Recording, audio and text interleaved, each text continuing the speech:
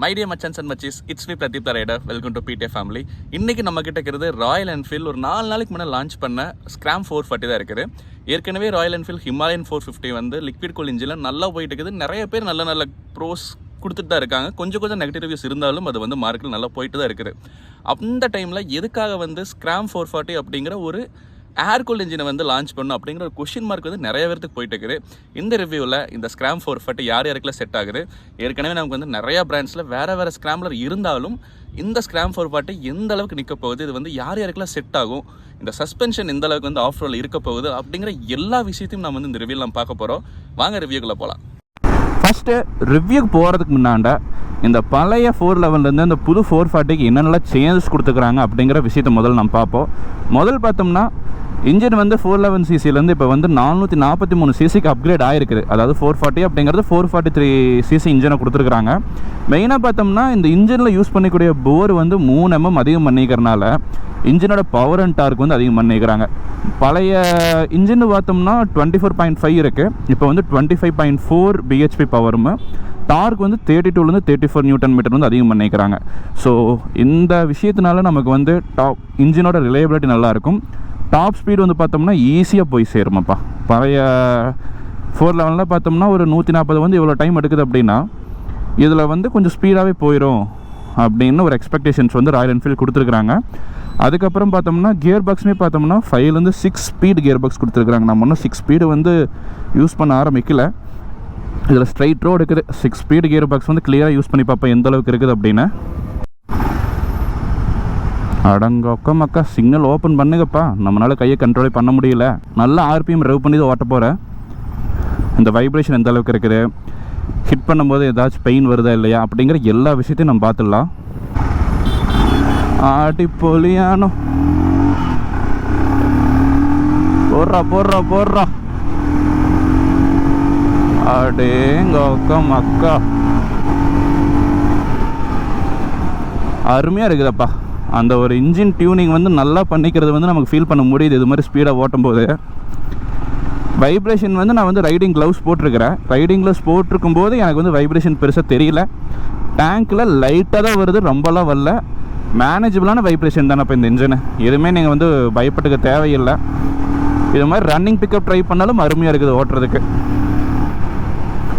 ஆனால் இன்ஜினோட சவுண்டில் பொசிஷனில் வந்து எந்த சேஞ்சஸுமே இல்லை பழைய மாடலும் கம்பேர் பண்ணும்போது. பழைய ஸ்க்ராம் ஓட்டுற மாதிரியே தான் எனக்கு வந்து ஃபீல் கிடைக்குது.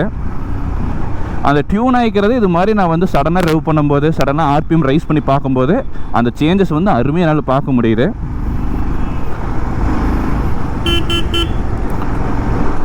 ரெண்டாவது சேஞ்சஸ்ன்னு பார்த்தோம்னா நமக்கு வந்து பழைய ஸ்க்ராமில் வந்து நமக்கு ஹேலஜன் லைட்ஸில் கொடுத்துருந்தாங்க. இப்போ வந்து ஹேலஜன்லேருந்து எல்இடி ஹெட்லைட்ஸ் கொடுத்துருக்குறாங்க. இப்போ மத்தியானங்கிறதுனால எனக்கு பெருசாக தெரியல. அதே மாதிரி டெய்ல் லைட்ஸும் பார்த்தோம்னா நமக்கு வந்து ஹேலஜன்லேருந்து எல்இடி தான் கொடுத்துருக்குறாங்க. இண்டிகேட்டர்ஸ் மட்டும்தான் நமக்கு வந்து இதில் பார்த்தோம்னா ஹேலஜனை கொடுத்துருக்குறாங்க. உண்மையிலுமே நீங்கள் வந்து நைட்டு இது மாதிரி நைட் டைம்லலாம் நீங்கள் வந்து ஓட்டும் போது இந்த எல்இடி லைட்ஸ் கொடுத்துருக்கிறது வந்து உண்மையிலுமே ஒரு நல்ல வரவேற்புன்னு தான் நான் சொல்லுவேன். இதில் வந்து கிளச்சு வந்து கொஞ்சம் ஸ்மூத்தனிங் பண்ணியிருக்கிறாங்க அப்படிங்கிற மாதிரி சொல்லியிருக்கிறாங்க. அஃபிஷியலாக ராயல் என்ஃபீல்டு வந்து இதை சஜஸ்ட் பண்ணல. நான் வந்து ஷோரூம் கூட தெளிவாக பேசினேன். அப்போ வந்து என்ன சொன்னாங்கன்னா கிளச்சோட ஆக்சசிபிலிட்டி வந்து இன்னும் கொஞ்சம் நல்லா இருக்குது ப்ரோ அப்படிங்கிற மாதிரி சொல்லியிருக்காங்க. நானும் யூஸ் பண்ணி பார்த்தேன், கொஞ்சம் ஸ்மூத்தனிங் நல்லா தான் இருக்குது. ஆனால் பழைய ஸ்க்ராம் இந்த அளவுக்கு இருக்குது அப்படிங்கிறது எனக்கு வந்து என்னால் ஃபீல் பண்ண முடியல. ஆனால் இதை யூஸ் பண்ணும்போது நான் 6 கியர் வரைக்கும் போட்டு பார்த்தேன், அருமையாக இருக்குது யூஸ் பண்ணுறதுக்கு. குவாலிட்டியுமே பார்த்தோம்னா இந்த லீவர்ஸோட குவாலிட்டி சூப்பராக நல்லா வந்து ஒரு நல்ல ஒரு குவாலிட்டியில் தான் கொடுத்துருக்குறாங்க. என்னதான் இவ்வளோ ஸ்மூத்தனிங் கொடுத்துருந்தாலுமே நமக்கு வந்து அசிஸ்ட் ஸ்லிப்பர் கிளச் கிடையாது. அடுத்த சேஞ்சஸ்ன்னு பார்க்கும்போது நமக்கு சுவிட்சபிள் ஏபிஎஸ் கொடுத்துருக்குறாங்க. சுவிட்சபிள் ஏபிஎஸ் வச்சு நான் ஏற்கனவே சொன்ன மாதிரி ட்ரையல் வெர்ஷன் எடுத்துகிட்டு நீங்கள் வந்து ஆஃப் ரோடில் ஓட்டினீங்கன்னா அருமையாக இருக்குமாப்பா. ஃபோர்ஸில் பார்த்தோம்னா நமக்கு வந்து அலாய் வீல்ஸ் கொடுத்துருக்குறாங்க, ஸ்போக்ஸ் கிடையாது. அந்த ரெண்டு தான் உங்களுக்கு வந்து டிஃப்ரென்ஸு. ட்ரையல்ஸோட ப்ரைஸ்ன்னு பார்த்தோம்னா 2,08,000 ஆரம்பிக்குது. ஸ்போக்ஸ்ன்னு பார்த்தோம்னா 2,15,000 ஆரம்பிக்குது. அந்த 7,000 ரூபாய்க்கு மெயினாக ஒரே ஒரு டிஃப்ரென்ஸ்ன்னு பார்த்தோம்னா ஸ்போக் வீல்ஸ்லேருந்து அலாய் வீல்ஸ் தான். லுக்கு வந்து உங்களுக்கு வந்து ஏற்கனவே நான் சொன்ன மாதிரி சப்ஜெக்டிவ் தான். உங்களுக்கு வந்து ஸ்போக்ஸ் வேணும்னா ஸ்போக்ஸ் போய்க்குங்க, அலாய் வேணும்னா அலாய் போய்ங்க. ஆனால் ரெண்டுமே குவாலிட்டி வைஸ்ன்னு பார்க்கும்போது ராயல் என்ஃபீல்டு நல்லா தான் கொடுத்துருக்குறாங்க. அதுக்கப்புறம் பார்த்தோம்னா டிசைன் வரும்போது நான் கொஞ்சம் நோட் பண்ணேன்.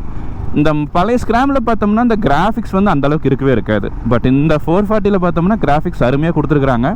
ரைட்லேருந்து பார்த்தாலும் சரி, லெஃப்ட்லேருந்து பார்த்தாலும் சரி, ஒவ்வொரு கலருக்கு ஏற்ற மாதிரி இன்னொரு கலர் கொடுத்துருக்குறாங்க.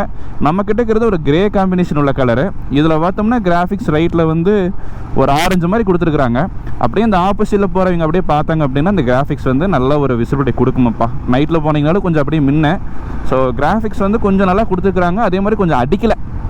இந்த ஒரு ஸ்கிராம்லருக்கு வந்து என்ன டிசர்வ் பண்ணுதோ அதுக்கு ஏற்ற மாதிரி கிராஃபிக்ஸ் கொடுத்துருக்கிறது பார்க்குறதுக்கு நல்லா இருக்குது. டிசைன் வைஸ்ன்னு பார்க்கும்போது இதெல்லாம் தான் சேஞ்சஸ். நான் வந்து என்ன எதிர்பார்த்தேன் அப்படின்னு பார்த்தோம்னா, ஸோ 411 440க்கு அப்கிரேட் பண்ணிட்டீங்க. சரி, கொஞ்சம் ஹேண்டில் பாரில் கொஞ்சம் மாற்றிருப்பாங்க, கொஞ்சம் சிட்டிங் பொசிஷனில் கொஞ்சம் மாற்றிருப்பாங்க. அதில் கொஞ்சம் எக்ஸைட்டடாக தான் நான் வந்து பார்த்தேன் இந்த மாடலை. ஆனால் மெயினாக பார்த்தோம்னா பழைய ஸ்கிராம் 411 எந்த அளவுக்கு ஓட்டுறீங்களோ அதே ஃபீல்டு இதுவும் கிடைக்கும். ஏன்னா ஹேண்டில் பாரில் எந்த பொசிஷனும் மாற்றலை, சிட்டிங் பொசிஷன்லேயும் மாற்றலை.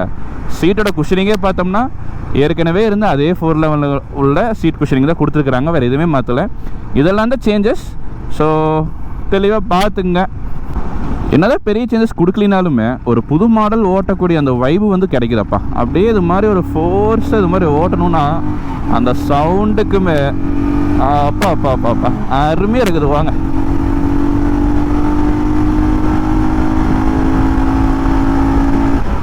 ஆறாவது கியரில் போயிட்டு இருக்கிற எனக்கு வந்து பெருசாக வைப்ரேஷன் டிஸ்டர்பே ஆகலையப்பா.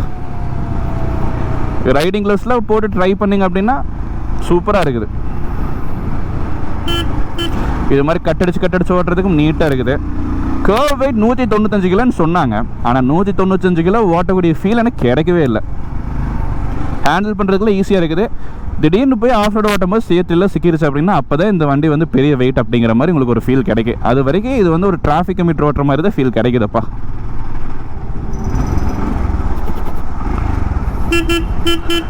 ஆரன் போதும், நல்லா ஒரு நல்ல சத்தம் கேட்குற மாதிரி தான் கொடுத்துக்கிறாங்க ஆரனு. வடக்கா கொஞ்சம் தள்ளிக்க வடக்கா. ஹேண்டில் பார் டேர்னிங் ரேடியஸ் இவ்வளோ தான், அதுலேயும் எந்த டிஃப்ரென்ஸும் இல்லை.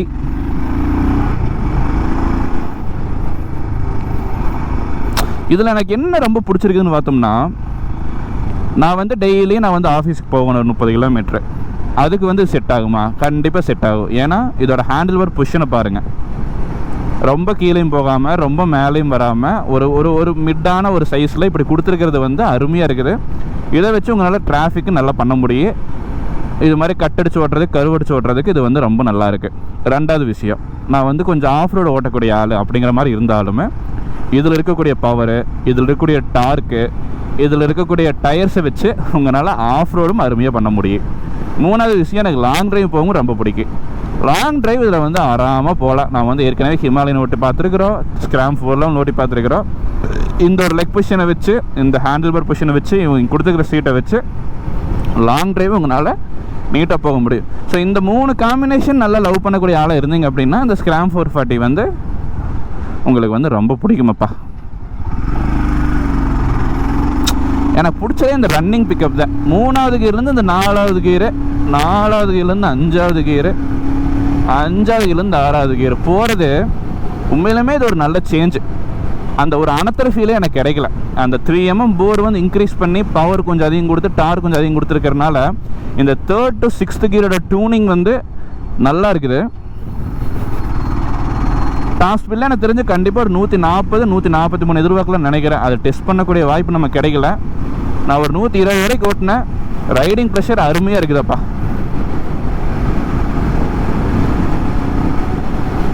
இதுதான் ஹேண்டில் பாரோட ஸ்டெபிலிட்டி. அப்படியே குதிரை மாதிரி ஓலாம் ஹைவேல போனோம்னா.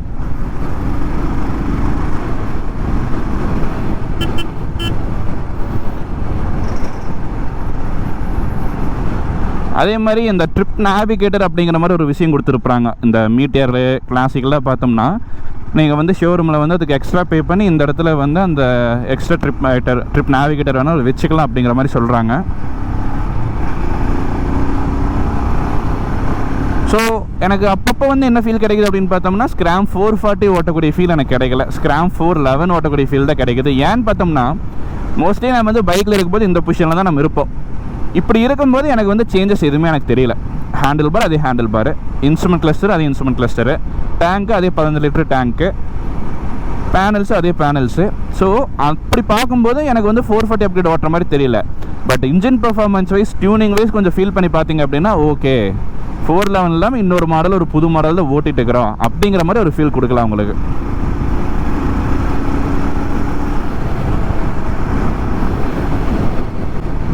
இங்கே இருக்கக்கூடிய விசிபிலிட்டி எல்லாமே தெளிவாக தெரியுது. நான் நல்லா மொட்டை வெயில தான் ஓட்டிகிட்டு இருக்கிறேன். மணி பார்த்தோம்னா 12. எந்த கியரில் போயிட்டு இருக்குது? 6th கியரில் போயிட்டு இருக்குது. Odometer 88 kilometre. டைமு, ஃபியூயல் எந்த அளவுக்கு இருக்குது அப்படிங்கிற எல்லா விஷயமும் எனக்கு வந்து தெளிவாக தெரியுது.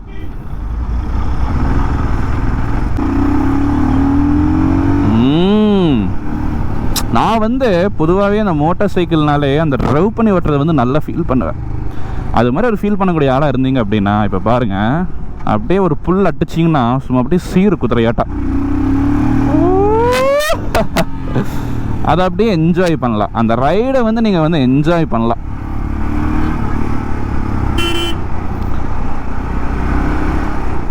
முதல்ல இந்த பழைய ஸ்க்ராம் 411 சடனாக வந்து 4th கியர்லேருந்து 3rd கியர் வந்து டவுன் பண்ண அப்படின்னா நல்லா அனத்தும். அந்த ஆர்பிஎம் ஹை ஆகும்போது நல்லா அனத்தும். இதில் வந்து அது கொஞ்சம் கம்மியாக இருக்கிற மாதிரி எனக்கு வந்து ஒரு ஃபீல் கொடுக்குது. அது எந்த அளவுக்கு உண்மைங்கிறது தெரியல, பட் நான் ஓட்டி பார்க்கும்போது எனக்கு அந்த ஒரு ஃபீல் கிடைக்குது. ஃபஸ்ட்டு இதோட டெலஸ்கோபிக் சஸ்பென்ஷன் 41mm டெலஸ்கோபிக் சஸ்பென்ஷனு. அந்த பின்னாடி வந்து மோனோஷாக் கொடுத்துருக்குறாங்க. இந்த சஸ்பென்ஷன் வந்து ஃபஸ்ட்டு இந்த ஸ்க்ராம்பிளரில் எந்த அளவுக்கு இருக்குது அப்படிங்கிறத பார்த்துடலாம். ஏன்னா ஏற்கனவே நமக்கு வந்து 411 கொடுத்த சஸ்பென்ஷன் இதில் கொடுத்துருக்குறாங்க. எந்த சேஞ்சும் இல்லை. யூஎஸ்டி கொடுத்துருக்கலாம்னு தோணுது. ஆனால் டெலஸ்கோபிக் தான் இருக்குது. ஏதாவது சேஞ்சஸ் இருக்குதா இல்லையா அது எல்லாமே தெளிவாக டெஸ்ட் பண்ணிடுவோம். ஏன்னா ஸ்க்ராம்பிளர்னாலே முதல் சஸ்பென்ஷனு, அதுக்கப்புறம் செகண்ட் வந்து சீட்டிங் கம்ஃபர்ட் தான். இப்போது தெளிவான ஒரு ஆஃப் ரோட் எடுத்து வச்சுருக்கிறேன். இதில் வந்து தெளிவாக ஓட்டுவோம். நல்லா ஓட்டி பார்த்துட்டு எப்படி இருக்குதுன்னு பார்ப்போம். அப்படியே அந்த ஸ்பீட்லேயே பிரேக்கும் டெஸ்ட் பண்ணி பார்த்துல எந்த அளவுக்கு இருக்குது அப்படின்னு. ரெடியா? போலாம். ரைட். ஓகே, குழிலேயே தான் விட்டு ஏற்ற போகிறேன்.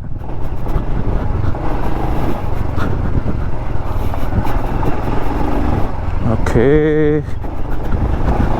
சஸ்பென்ஷன் நல்லா அப்சர்வ் ஆகுறது என்னால் ஃபீல் பண்ண முடியுது. பிரேக்கும் பார்த்துடலாமா? டேங்க அக்கா, பிரேக் அருமையாக இருக்குதப்பா. ஃப்ரண்ட்டில் நமக்கு 300mm, ரியரில் நமக்கு வந்து 240mm கொடுத்துருக்குறாங்க. பிரேக்கிங்லாம் நம்ம வந்து ஃபீலே பண்ணிக்க தேவையில்லை. சஸ்பென்ஷன் நல்லா ஒர்க் ஆகுது. அந்த பம்ப் ஆகிறது வந்து எனக்கு வந்து நல்லா ஃபீல் ஆகுது இது மாதிரி ஒரு ஆஃப் ரோடில். ஆனால் இதை விட இன்னும் யூஎஸ்டி கொடுத்துருந்தா இன்னும் கொஞ்சம் நல்லா இருந்திருக்குமோ அப்படிங்கிற மாதிரி ஃபீல் ஆகுது. ஏன்னா லாங்கெல்லாம் போகும்போது ஈஸியாக இருக்கும் யூஎஸ்டியில் போனீங்க அப்படின்னா.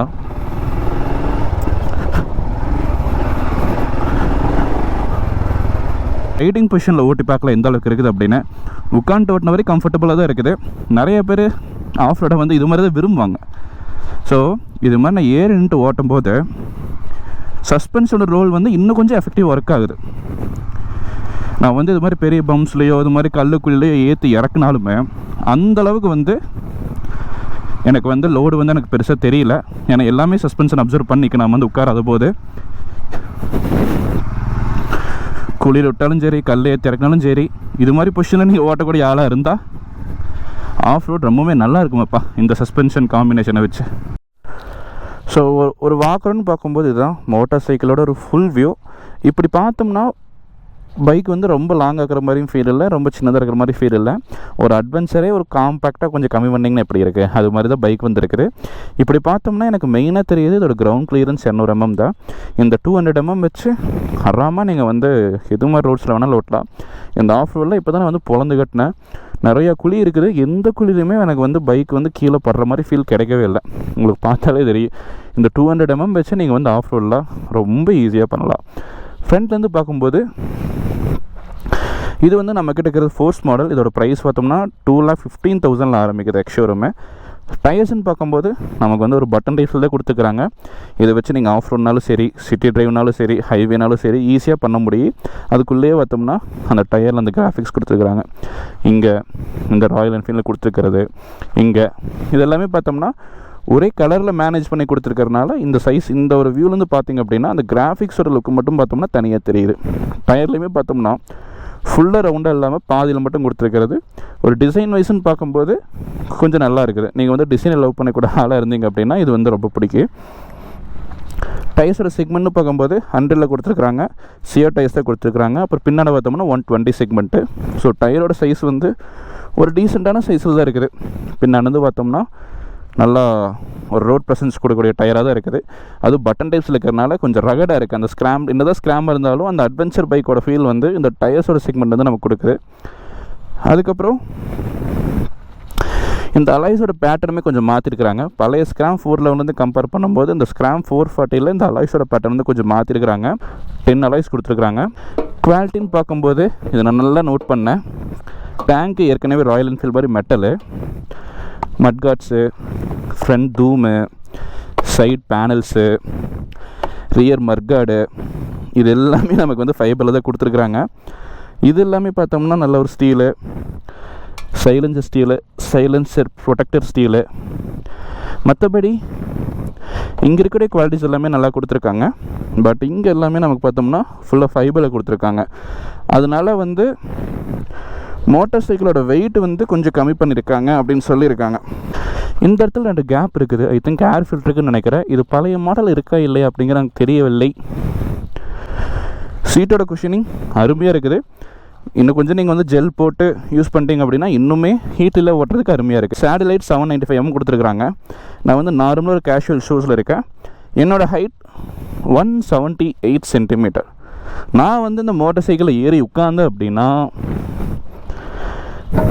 சீட்டோட பொசிஷன் வந்து இப்படி கீழே இறங்கி இப்படி மேலே ஏறுது அப்படிங்கிறனால எனக்கு 2 ஃப்ரண்ட் லெக்குமே பார்த்தோம்னா லேண்டில் தான் ப்ளேஸ் ஆகிருக்கு. ஸோ கம்ஃபர்டபுளாக என்னால் ட்ரைவ் பண்ண முடியும்.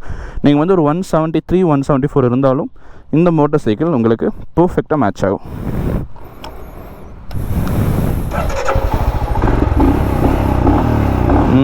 த எக்ஸாஸ்ட் நோட்டு அருமையாக இருக்குதுப்பா. ஸோ மச்சன்ஸ் அண்ட் மச்சஸ், இதோட ரைட் ரிவ்யூ நீங்கள் வந்து தெளிவாக பார்த்துருப்பீங்க அப்படின்னு நினைக்கிறேன். எனக்கு இந்த 440ல் ரொம்ப பிடிச்ச விஷயம்னு பார்த்தோம்னா இதோட சஸ்பென்ஷன் அருமையாக இருக்குது. ஆஃப் ரோட்னாலும் சரி, ஹைவேனாலும் சரி. ஹைவேல வந்து நான் வந்து ஒரு 110 120 வரை க்ரூஸ் பண்ணி பார்த்தேன். அருமையாக இருக்குது. வைப்ரேஷன் அந்தளவுக்கு வரல. பட் சம்டைம்ஸ் இதை விட ஹிமாலயன் வந்து இன்னும் கொஞ்சம் பெட்டராக ப்ளே பண்ணதோ அப்படிங்கிற மாதிரி ஒரு விஷயம் வந்து அப்பப்போ எனக்கு வந்து மைண்டில் ஓடிட்டே இருக்குது. 2வது விஷயம், ஒரு கிரவுண்ட் கிளியரன்ஸ் 200 mm இருக்கிறனால நீங்கள் வந்து எந்த ரோட்லையும் எடுத்துகிட்டு போகலாம். அருமையாக இருக்குது. 3வது விஷயம், உங்களோட ஒரு மைண்ட் செட் வந்து நான் வந்து ரொம்ப ஆஃப் ரோடு போக மாட்டேன், ரொம்ப லாங் ரைஸ் போக மாட்டேன். எனக்கு வந்து அப்பப்போ ஆஃப் ரோடு வேணும். அப்பப்போ நான் வந்து மந்த்லி ஒன்ஸ் வந்து நான் வந்து ஒரு லாங் ட்ரைவ் போவேன். டெய்லி வந்து நான் வந்து டிராஃபிக் கம்ப்யூட்டரை யூஸ் பண்ணுவேன். அப்படிங்கிற ஒரு மைண்ட் இருந்தீங்க அப்படின்னா இந்த எக்ஷோரூம் 2,80,000 ட்ரையல் வெர்ஷன் ஆரம்பிக்குது. தாராளமாக நீங்கள் வந்து ட்ரை பண்ணி பார்க்கலாம். இதோட காம்படிஷன் எக்கச்சக்கமாக இருக்குது. ஸ்க்ராம்லேயே நம்ம பார்த்தோம்னா நிறைய இருக்குது. எஸ்டிலேருந்து எல்லாத்துலேயுமே இருக்குது. கம்பேர் பண்ணி பார்த்துட்டு இது பிடிச்சிருக்கு அப்படின்னா தாராளமாக போகலாம். அண்ட் இந்த ரிவ்யூ பற்றின எந்த டவுட்ஸ் இருந்தாலும் கீழே மறக்காமல் கமெண்ட் பண்ணுங்கள். டெஃபினெட்லி இந்த பிடிஆர் பார்த்து ரெஸ்பாண்ட் பண்ணுவான். அண்ட் பிடிச்சிருக்கு அப்படின்னா, நம்ம ஸ்டைல் பிடிச்சிருக்கு அப்படின்னா மறக்காமல் இந்த சப்ஸ்கிரைப் பட்டனை மட்டும் கிளிக் பண்ணிங்க. சில guys, bye bye, take care everyone. Signing off from Pradeep the rider.